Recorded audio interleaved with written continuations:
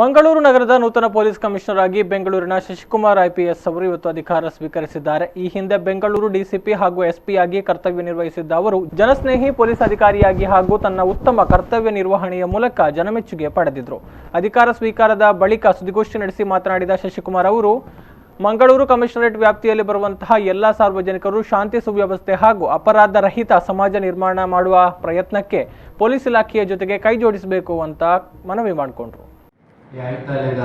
ವ್ಯಾಪ್ತಿಯಲ್ಲಿ ಬರುವಂತಹ ಎಲ್ಲ ಪ್ರದೇಶದಲ್ಲಿರುವಂತಹ ಪೊಲೀಸ್ ಠಾಣೆಗಳು ಮತ್ತು ಬೇರೆ ಬೇರೆ ಪೊಲೀಸ್ ಘಟಕಗಳು ಅದರಲ್ಲಿರುವಂತಹ ಪ್ರತಿಯೊಬ್ಬ ಅಧಿಕಾರಿ ಮತ್ತು ಸಿಬ್ಬಂದಿ ಎಲ್ಲರನ್ನೂ ಒಂದು ತಂಡದ ರೀತಿಯಲ್ಲಿ ಕರೆದುಕೊಂಡು ಹೋಗಿ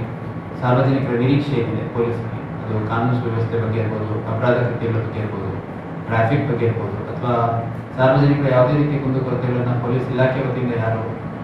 ಯಾವ ರೀತಿ ಅದನ್ನು ಪರಿಹಾರ ಮಾಡಬೇಕು ಅನ್ನೋ ನಿಟ್ಟಿನಲ್ಲಿ ಒಂದು ಸಮಗ್ರವಾಗಿ ಉತ್ತಮ ತಂಡದ ರೀತಿಯಲ್ಲಿ ಮುಂದೆ